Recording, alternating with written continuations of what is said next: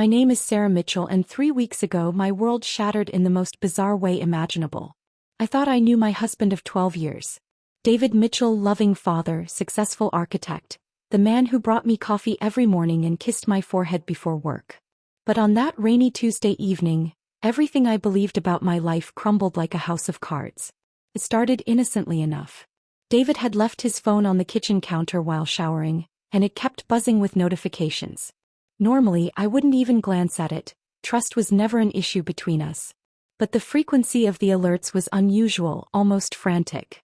When I saw the screen light up with a text from someone named Maria, my curiosity got the better of me. The message was simple yet devastating. The kids are asking when Daddy Miguel is coming home. Miguel. I stared at the screen, my coffee growing cold in my hands. Who is Miguel? Why was someone referring to my husband by that name? My heart began to race as I scrolled through previous messages. There were photos, David with 2 children I'd never seen before, a woman with kind eyes and a warm smile, all of them looking like the perfect family. But here's where it gets truly insane. As I dug deeper into his phone, I found something that defied all logic. There weren't just photos with Maria and her children. There were multiple photo galleries, each containing images of David with completely different families. Different wives, different children, different names. In one set he was Jonathan with a blonde woman named Lisa and twin boys. In another he was Robert with an elderly couple who seemed to adore him as their son-in-law. 7 different identities. 7 different families.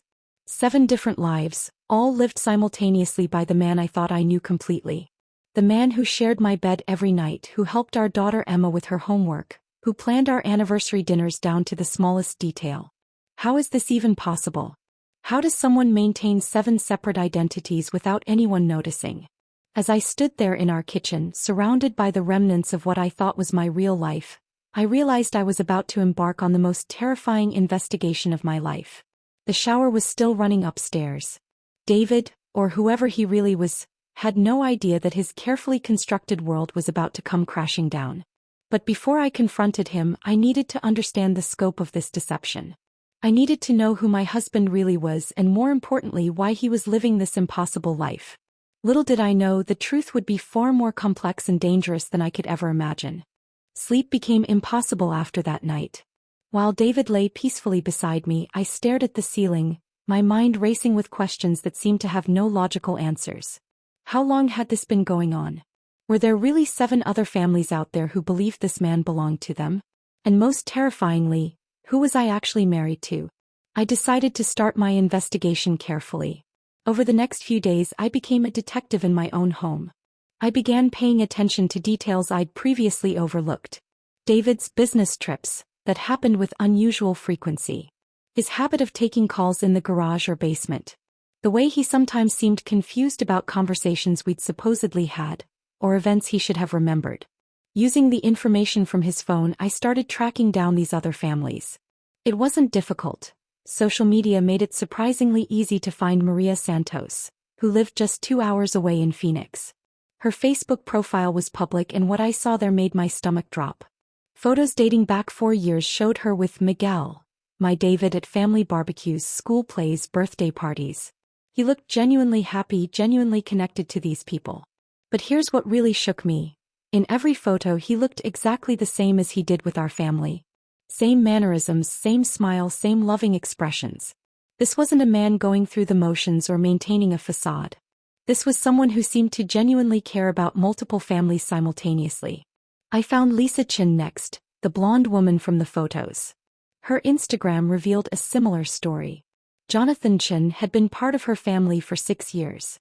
There were vacation photos from places David had never mentioned to me, images of him teaching her twin sons to ride bikes, family Christmas mornings that happened while he was supposedly visiting his sick mother in Oregon. The pattern continued with each family I discovered. Patricia Williams knew him as Robert. The elderly couple, Frank and Dorothy Rodriguez, called him Anthony, and treated him like the son they'd never had. Each relationship seemed authentic, deep, and long-term. This wasn't a con artist bouncing between marks. This was something far more sophisticated and disturbing. But the most chilling discovery came when I realized the timeline. These relationships weren't sequential, they were simultaneous. While I was planning our 10th wedding anniversary 2 years ago, David was also celebrating a 5-year anniversary with Maria. While he was coaching Emma's soccer team last spring, he was simultaneously attending Lisa's twins' graduation ceremony. The logistics alone seemed impossible. How does someone maintain 7 separate lives without any of the families discovering each other? How does he remember all the details, all the anniversaries, all the children's birthdays and school events? How does he manage to be physically present for multiple families at the same time?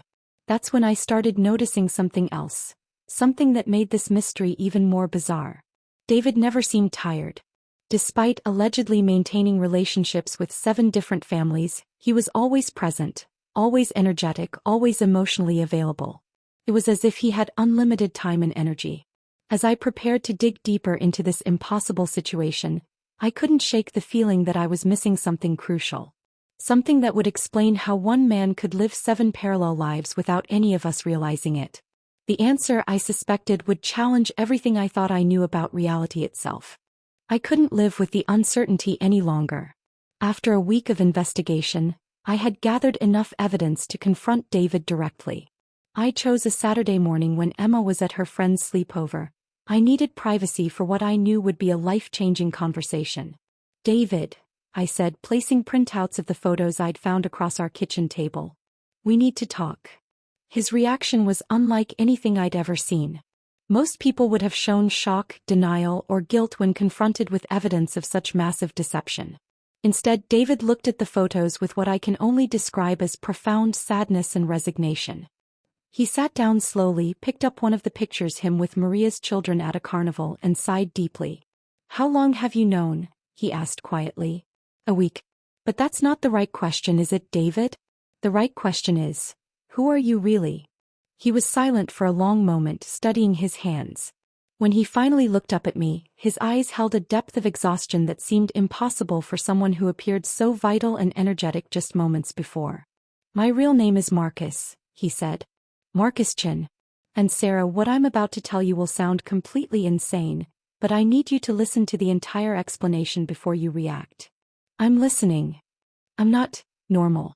I haven't been for 17 years. Sarah, I exist simultaneously in multiple timelines." I stared at him, waiting for him to elaborate or admit he was joking. He wasn't. 17 years ago I was involved in an experiment. I was a physicist working for a private research company that was exploring quantum consciousness theories. We were investigating whether human consciousness could exist in parallel quantum states. Essentially, whether one person could experience multiple versions of reality simultaneously. The words sounded like science fiction, but his tone was deadly serious. The experiment went wrong. Instead of observing parallel realities, I became trapped in them. My consciousness split across 7 different quantum timelines.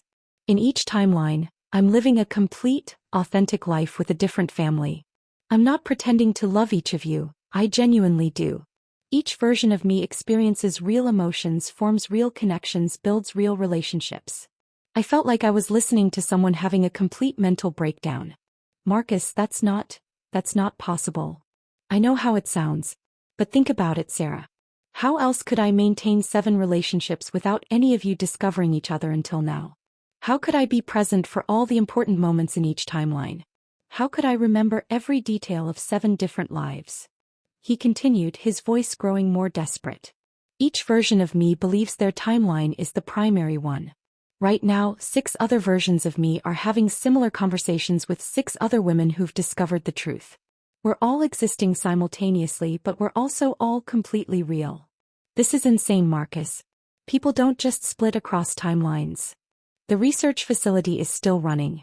Dr. Elizabeth Warren, my former colleague, has been monitoring my condition for 17 years. She's the only person who knows the full truth. She's been trying to find a way to collapse my consciousness back into a single timeline, but every attempt has failed." As crazy as his explanation sounded, it was the only thing that made sense of the impossible logistics I'd discovered. But if it were true, it meant that my entire marriage, my entire life with this man, was just 1/7 of his existence. "Why are you telling me this now?" I asked. His expression grew grave. "Because something's changing. The timelines are becoming unstable. Dr. Warren thinks they're starting to collapse into each other.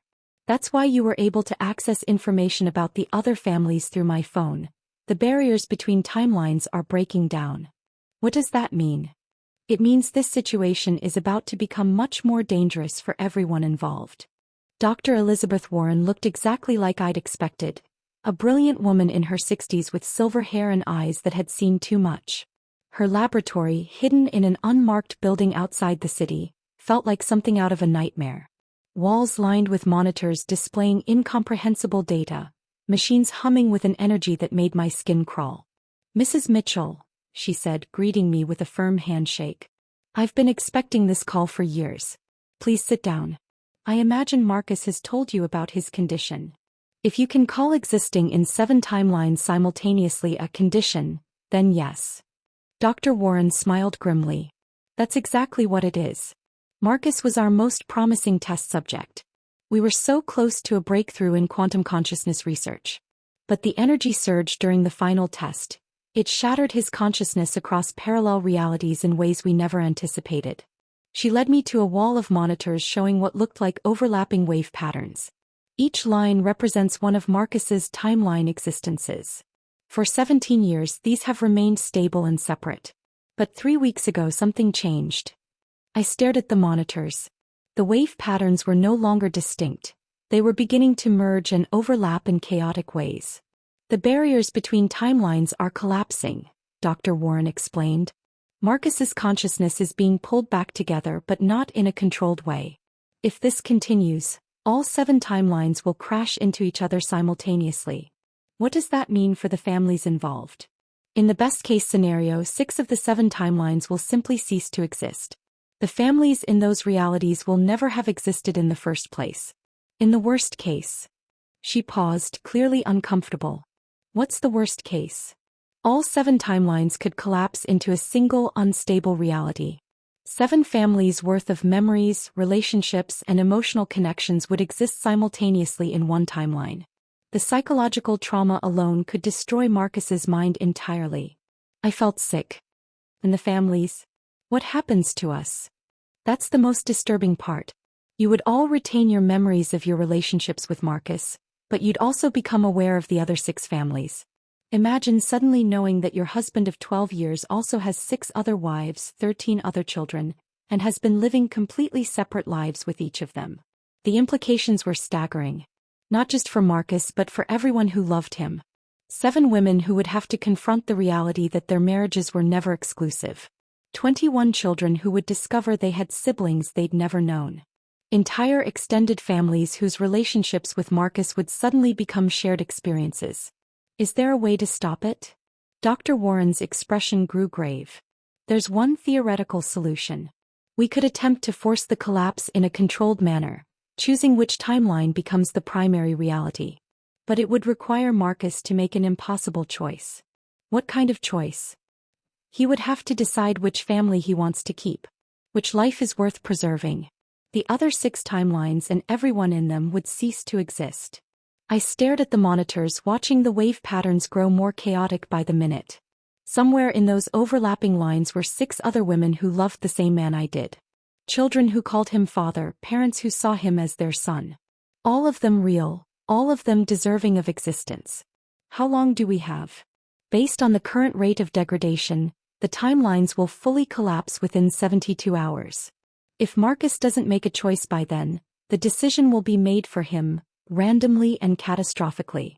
As I left the laboratory, my mind reeled with the impossible situation we all faced. How do you choose between 7 equally real families? How do you decide which love deserves to survive and which should be erased from existence? But more importantly, I realized I wasn't the only one who would be making this choice. 6 other women were having the same conversation with Dr. Warren. And Marcus, all 7 versions of him, would have to live with whatever decision emerged from this impossible situation. The convergence was coming whether we were ready or not. The meeting took place at Dr. Warren's facility on a cold Sunday morning. 7 women, all married to the same man, all facing the impossible reality that our lives were about to irrevocably change. Maria Santos, Lisa Chin, Patricia Williams, Janet Rodriguez, Angela Thompson, Diana Foster, and myself, brought together by circumstances that defied every law of reality I'd ever believed in. Marcus stood in the center of the room, looking at each of us with equal love and anguish.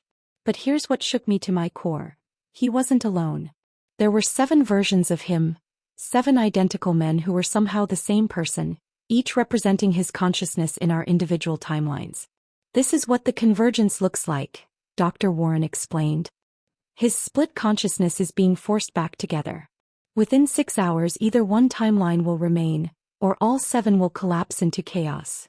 The conversation that followed was unlike anything I could have imagined. 7 women who should have been enemies, united by our love for the same impossible man. We shared stories of our relationships, our children, our dreams and fears.